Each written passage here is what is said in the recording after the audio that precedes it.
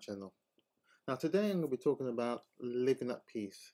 Now this video is going to be, hopefully it will cover some of the very basic things, and if there's enough interest we will do a lot more in-depth one, which can easily be done. But really we just want to get a lot of people up to speed about living at peace with their own environment. So this format I'm using is slightly different from what I'm normally used. So love to hear from you, the feedback and anything that you may think could be of improvement in how I can present information to yourselves. So let's start. So as I said, today's video is about living at peace. Now, when we consider living at peace, it can take the format of various things, and we can take the view of how and why we should live at peace. But to give us a starting place, I'm just going to read a quote here from Virginia Woolf. And she says, "You cannot find peace by avoiding life."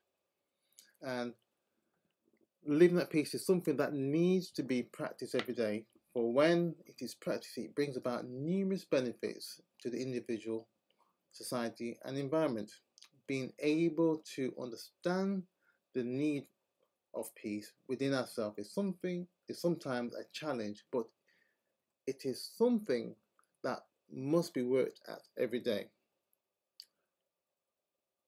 What you'll find is that throughout life, living at peace, it will take on different meaning depending on what stage you are at.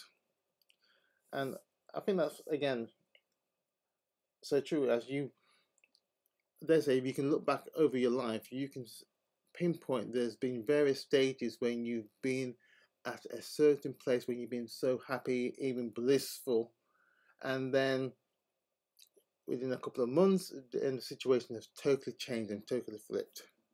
And again, I dare say we can look back over this year before the start of the pandemic, and various people at different stages, we could say, before the pandemic, everything was going great and fantastic, and after the start of the pandemic, everything is now being flipped. So living at peace is not a constant thing. It's something that is always evolving, something that is always developing, and it's for us to understand and develop that inner understanding of what it means to us at a particular point in time. So this living at peace is something that is constantly evolving and flowing. So how can we gain better understanding? Well, our environment gives us a window of where we're at. So you'll find that your environment gives you a window to where you are and how you feel. Everything that we do is a reflection of what's happening on the inside of ourselves. And if we take a look even around our own homes, where we live, it gives us a snapshot of what's happening and what our state of mind is in ourselves. So if we find that there's a lot of clutter in our house, in a particular part of the room, then we may be holding on to things that may be blocking us from doing what we need to be doing. So just taking a snapshot of looking at where we are, how we are living our lives, how we are organizing our lives, it shows us what's really happening in our lives. And there's some arts and traditions that look at that. From the Far East, we have feng shui, and that looks at how people use their space and how it's being used every day. So again, there's certain techniques and skills that people have that you can even learn yourself to give you insight of what's happening in your environment. And you'll see this a lot, especially in the Far East. Feng Shui is used a lot in even designing buildings, when the building should be placed, how it should be placed, the design, the placing of the door, the furniture. And lots of Western companies have incorporated Feng Shui into their buildings as well. And the design of the buildings, the colors, everything, the environment. So it's something that it is of benefit, and it's something that we should be aware of, that our environment, our home environment, is of importance to us. As I just mentioned, where you live, again, it gives us the necessary insight to what's really happening on the inside, if we are really wanting to have that state of peace and harmony within ourselves. And Jimi Hendrix had something to say about this in some ways. He says this: when the power of love overcomes the love of power, the world will know peace. When the power of love overcomes the love of power, the world will know peace. So this idea of finding peace is not one of a competitiveness, to be competitive, to rule and dominate. It's that sense of inner harmony, that sense of balance, of flow, of that understanding of there can be peace when there is peace first within yourself. And many times you find people always trying to change everybody else around them and the things around them, but yet they neglect to simply first check themselves. So other areas that is always a key indicator is society. And I use the word society now. It's something like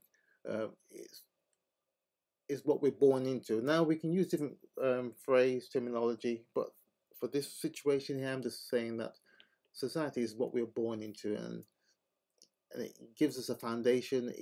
It shapes us, it molds us, it shows us how we should be living, and the standards that society is expecting from us. Now, whether that's right or wrong, that's up for another discussion.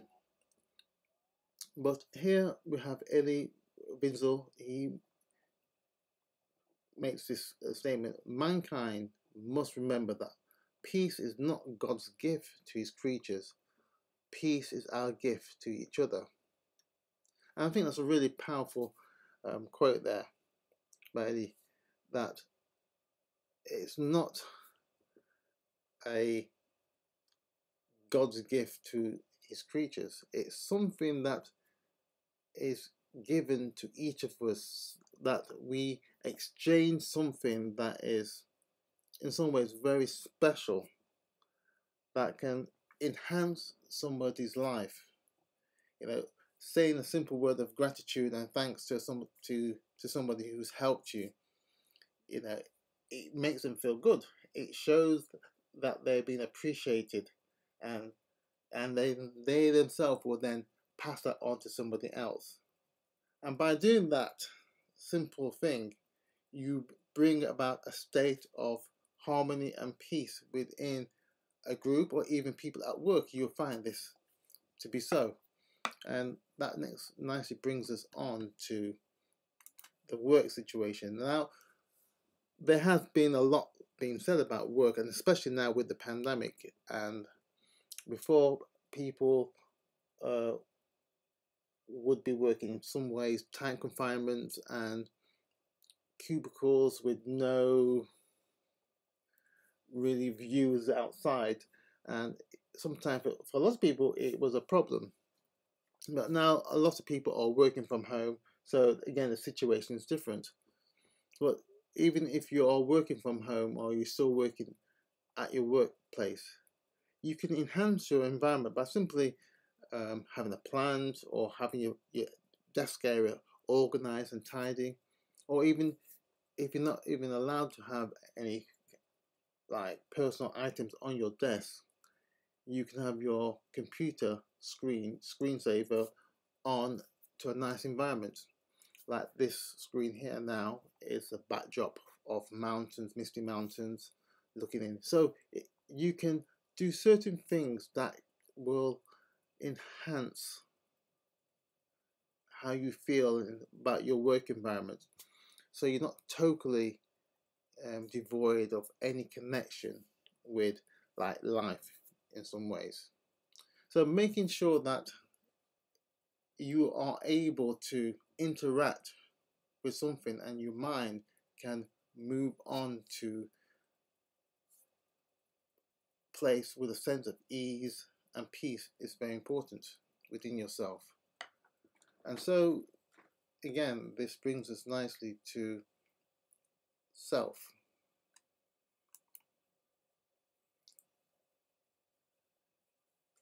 Now self, again, I just want to give a quick quote here from Dada Baswani. It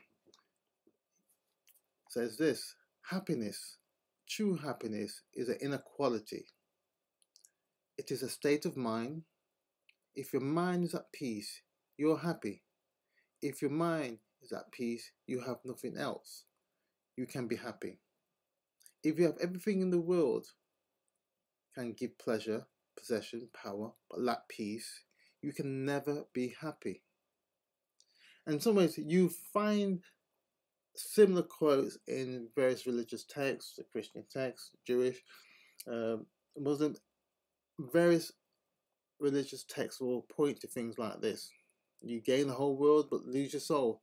So there is a understanding that's been out throughout the ages that possessions, wealth will not necessarily give you peace.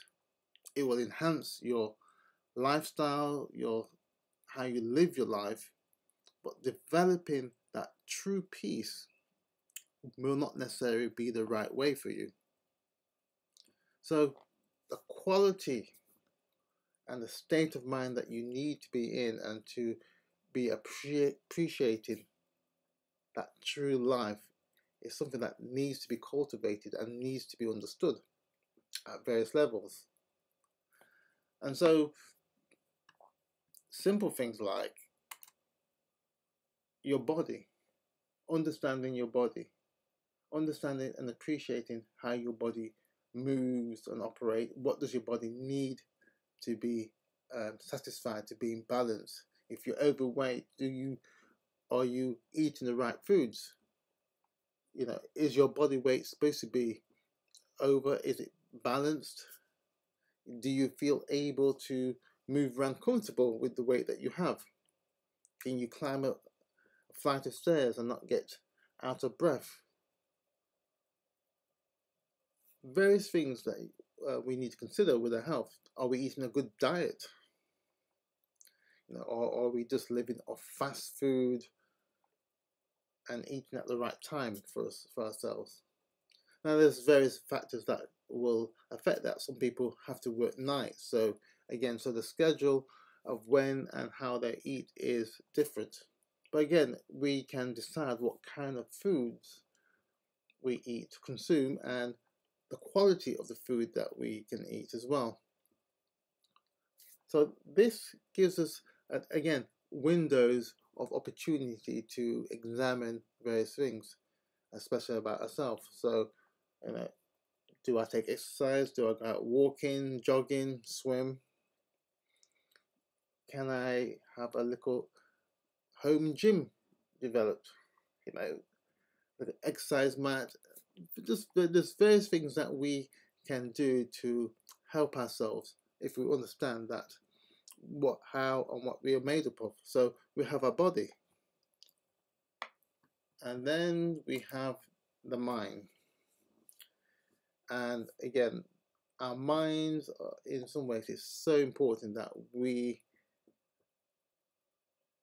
appreciate um, our makeup of this, because the mind is the control center in some ways, because it's receiving and sending out various messages to ourselves. So basic makeup. So we have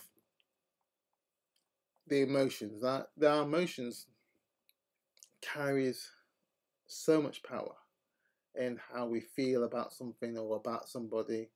We, in some ways, we imagine. Our imagination can go rampant in how we are thinking about somebody or about a situation, and it can, some ways, tear us apart if we are really out of sync in what was really happening in the situation. So our emotions can really show us how we feel about a particular situation or about a particular person. And the imagery that we get and what we hear from within ourselves, again, shows us and gives us a window of what's really happening. And again, we see how this has been understood through the ages. So we get a simple quote here from Thomas Kempis. First keep peace with yourself, then you can bring peace to others. Let me read that again. First keep peace with yourself, then you can bring peace to others. So again, it's very easy to be running out and trying to correct other people and tell people how they should be living their lives if yourself have not got peace and you don't know how to bring peace within yourself. So your emotions is very important, and for a lot of people, their emotions rule them, and only afterwards do they reflect back and say, oops, I think I might have overreacted to that, or not have a full understanding of the true situation. Another simple area again is what we hear.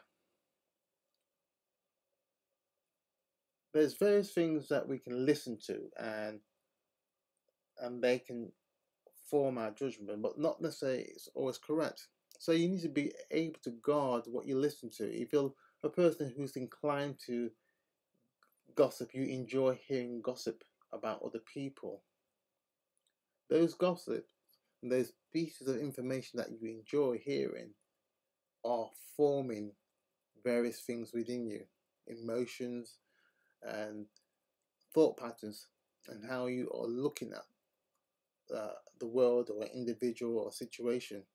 So you got to be able to guard what you hear, and if it's something that's not going to be of help to you, or that's going to really help you to be of help to other people, then you need to take a second thought, second look at the situation. So guarding what you hear, again, is important. Don't just listen to anything and everything because you think you should, or you think it's going to be good to just be gossiping or whatever to satisfy something of you. And again, we can again look at what we see, what we look at. Again, everything that we see is not necessarily good for us. So you've got to be able to be the guard of what you're looking at. And I know lots of people, friends who would like to look at and enjoy watching horror movies and high stress situations, but many times when you look at them afterwards, they are truly stressed out with what they've been watching over a period of time. So I think just by looking at, observing what people are doing and looking at, it gives you an indicator of why we need to be careful of what we look at. And that's why I see, again, some people who turn to nature who will just find a place that is quiet, or walk in the woods, or just look at a lake of water and be totally at peace with that.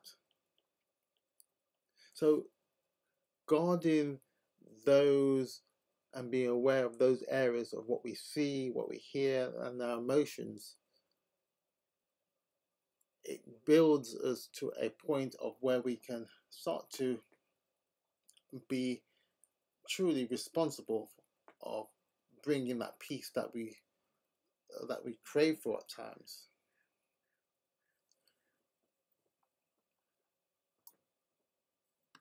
And so it brings us onto the spirit. Now, your spirit is your life force. It's your power. It's the force, as you could say, as it's Star Wars. It's that energy that drives you.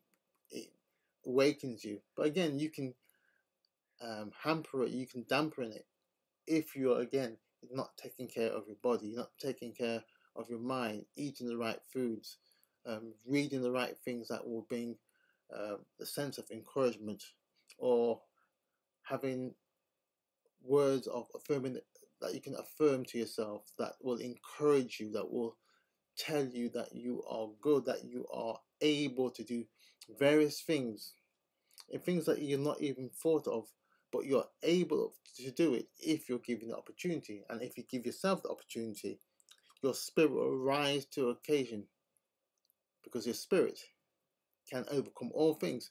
And if you're in that frame of mind, if you have the strength and the will to move with yourself, you will be truly amazed how powerful your spirit is.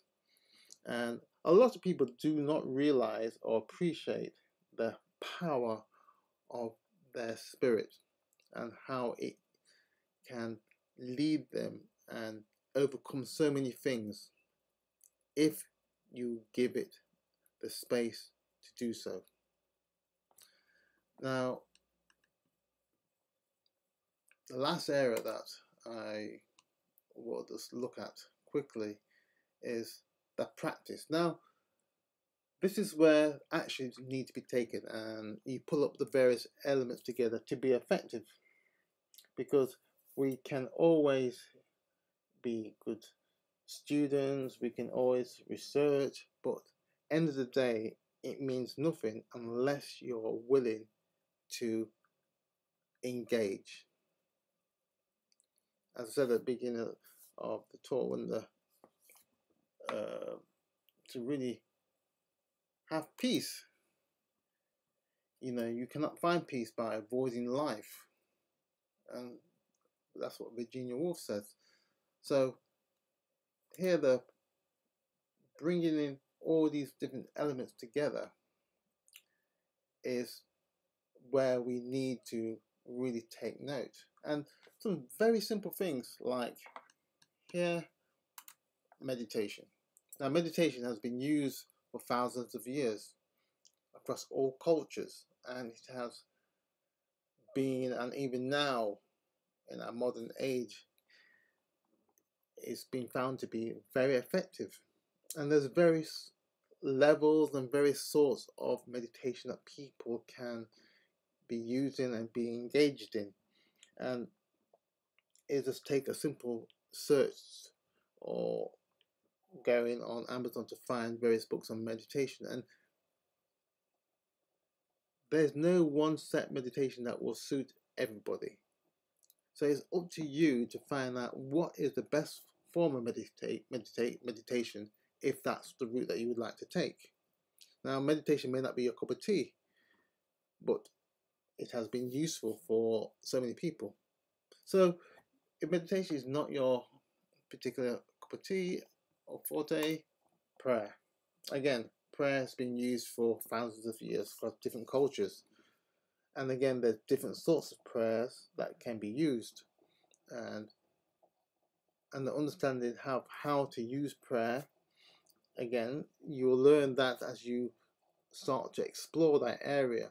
But again, when you start to do it, you will find it will bring about a healing, a cleansing, a sense of peace, and you be centered and be grounded. Now, the last one is, I suppose, it's not one that people necessarily think of, but singing. Singing, for a lot of people, whether they know it or not, at times is wonderfully healing. It brings a real sense of peace. It brings a, you know, the need, as lost, I suppose one of the ways that people do it is they're in the shower and they be singing at the top of their voices at times, and whether they are in tune or not doesn't really matter. What matters is that they are singing, and the singing and the vibration, the resonance of that singing opens up the mind, the heart, the spirit to a new level. And normally when people sing, they feel a lot better. And sometimes you see this a lot when people go to concerts and you see people singing in unison. People are really in tune with the music, and the atmosphere is electric when you see a group or a stadium of people singing together. And you see this in religious establishments and spiritual events. The use of singing, the use of the voice is very powerful. And again, there's no particular way.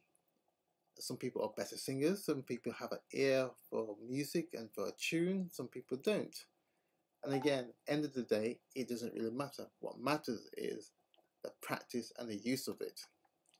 So I would just encourage you to look at some of those areas, and there is other areas that can be utilized too.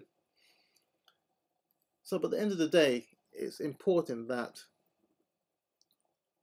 living at peace is something that must be practiced. It is not something that you study and you put to one side. It is something that you engage in every single day. So I hope this video has been of help to you, and please leave your feedback, and if you'd like me to do a more in-depth view and study of living at peace or any other topic, and let us know. Until next time, take care now.